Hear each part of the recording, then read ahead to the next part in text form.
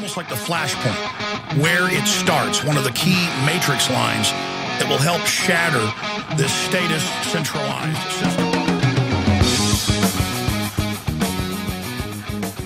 Good evening, ladies and gentlemen. It is Monday, August 6, 2012. I am Jay-Z, and this is Flashpoint Radio. Thank you for joining me. Well, it didn't even take a month, and we have another mass shooting in this country. It seems the outrage, the outcry for gun control wasn't strong enough after 12 people were killed and dozens wounded in Aurora, Colorado, that we needed another shooting. This time, a bigotry shooting. How about a hate crime? In Oak Creek, Wisconsin, 6 members of a Sikh temple were shot and killed, along with dozens more injured in a shooting that happened yesterday. I wanted to focus not on the details, but on the coverage and on the memory hole the mainstream media seems to have when it comes to these type of events.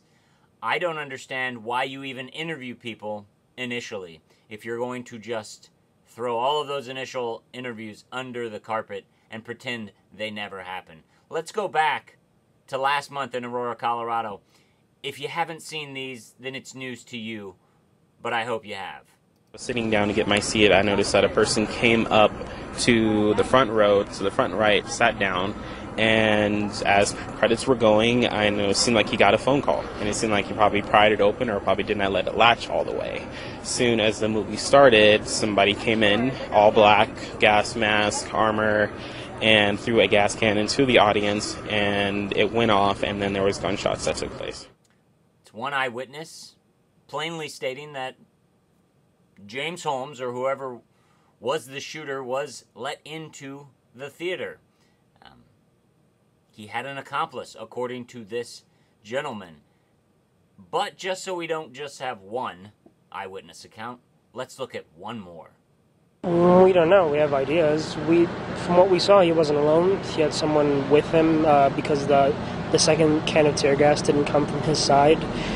We can only assume that someone got him in because he was whatever he was wearing seemed thick. So I don't think he would really. I think he'd stand out in a crowd. Another one that states a high probability that there were 2 shooters, namely since one tear gas canister, which normal citizens can't get tear gas canisters anyways, came from the opposite direction. So we have 2 witnesses that stated there was more than one shooter. And guess what? The interviews quickly ended. They stopped interviewing people that weren't affected, that hadn't been coached on NBC or used for publicity. They decided that these interviews didn't happen, that these gentlemen's eyewitness accounts were invalid. They were mistaken because, of course, of all the people we should believe, it's the police who weren't there when it happens. So they can come in and give their version of events, give it to the media, and the media stamps it approved. But let's move to yesterday and CNN. And I'd like you to look at the on-screen writing, the titles, while these gentlemen are speaking. This first gentleman we'll listen to is actually the son of the president of this congregation. So he's not just some bystander, some unconnected witness. This is someone who wasn't there but has been in contact with his mother and father who were inside the temple. Let's listen to what he has to say. What, any, have you learned from him about what transpired inside, or from your mother? So the most I can learn, or the most I know as of now, is that there are multiple shooters. There's multiple people. It was a very well-coordinated thing. It wasn't haphazard. Did she give you any sense for how many people, at that time at least, were hiding? The sense over there was when she started hiding in the closet, she didn't know how many people were out there. So she just kept saying, they are out there, they are out there, they are out there. And at one point, we heard that the movement went towards the kitchen and releasing of gas and stuff like that. My dad is the president of this, and he's been the president ever since because it's open, and he's the political arm. And the priest, I mean, it was scary because the priest picked up his phone and called me, and the priest started speaking in like full Punjabi and saying, your dad is shot on the ground, and no, he can't talk right now, and nobody's getting into him. So they were really worried. What else did he tell you? Did he describe anything else that was going on at that moment? At that time, he did say that there are multiple shooters and that they are Caucasian descent. 2 separate interviews. He claimed gas, and he claimed multiple shooters, multiple Caucasian shooters. That is corroborated from his mother, who was hiding, and his father, who was shot and who I believe has now died since this report was taken. Just so we don't just have one witness again, let's look at another clip from another congregant of this temple. And between 10 and 10:30, 4 white males who were dressed darkly, dressed in all black clothing, came in and opened fire on our congregation. And 4 armed Caucasian men dressed in black. And just to make a triple play, let's look at another person who corroborates that story. Because till 10, almost like 11:45, there was no ambulance or anything was going inside. Those people were shot. They was lying on the floor. So almost like for 1 hour, they was just lying on the floor without any help. So I think they had multiple shooters. Multiple shooters. So we have 3 different people who might not have been there, but they've talked to family members who would have no reason to lie, stating that there was more than one shooter involved in this event. Flash forward, I don't know, 20 minutes, and all of those on-screen titles saying multiple gunmen, 3 shooters, standoff happening, hostages. It was all a mistake. Don't look here. Move along, because now, because the police said so, we have a lone gunman, and it gets even creepier and crazier after that. From the AP, gunman in Sikh temple attack was white supremacist. Not only was he a white supremacist, he was a 40-year-old Army veteran, trained in psychological warfare. Yes, this gentleman joined the military in 1992. The supposed shooter, Wade Michael Page. And I love how the AP says this line: a day after he killed 6 worshipers at the suburban Milwaukee temple. Convicted already by the media. Already convicted. No trial, no nothing. He joined the military in 1992 as a repairman for the Hawk missile system before switching jobs to become one of the Army's psychological operations specialists, assigned to a battalion at Fort Bragg, North Carolina. He was never deployed overseas. He stayed at home. What did he do? He did get a demotion for getting drunk and going AWOL. And then he left the military. Could it possibly be that he left the military to infiltrate a white supremacist group? Then when that white supremacist group would not go far enough, he incited violence in Wisconsin?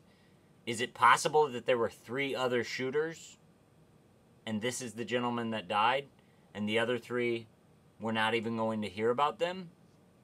I don't know.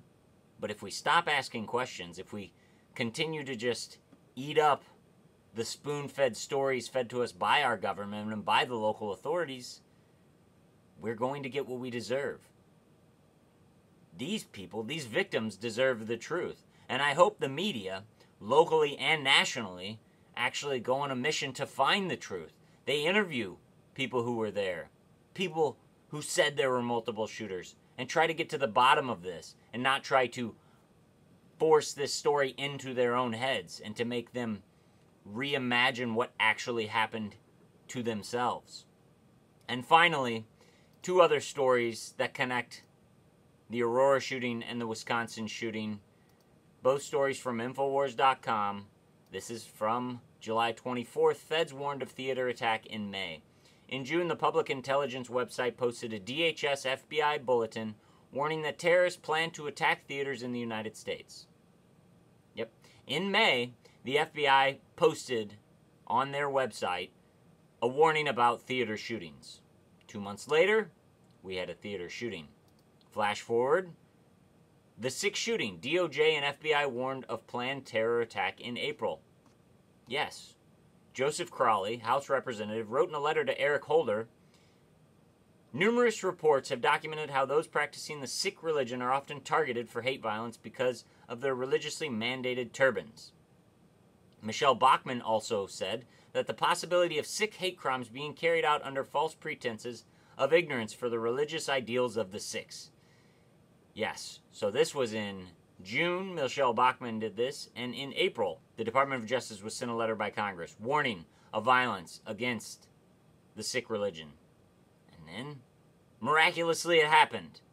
But it was a lone gunman. He was a white supremacist. He was a veteran. He believed in the Founding Fathers. I don't know that if that's true, but I'm guaranteeing he probably had a pocket constitution on him. Remember, the MIAC report that came out in Missouri said that returning veterans were potential terrorists. So yes, the line has switched. It's no longer foreign terrorists. It's no longer Al-Qaeda. It's no longer radical Islam. It is now domestic terrorism. Alex Jones has been screaming it from the treetops for years. They were going to pivot from Islamic radicals and a Middle Eastern threat back to a domestic threat that was around in the 1990s when Oklahoma City and Ruby Ridge and the Waco incident happened. Yes, we're turning back to be fearful of those fellow American citizens that believe in sovereignty in this nation. I'm not saying I know what happened. I'm just saying we should not stop asking questions. We should not just take the official story at face value instantly when it is spoon-fed to us by the media who gets it directly from the police. How about some journalists do some actual journalistic digging, like they did initially at the scene? But how about we get some repeat interviews asking them to repeat what they said yesterday? That's all I have for you on Flashpoint Radio. Keep an eye out there. Buy your own guns.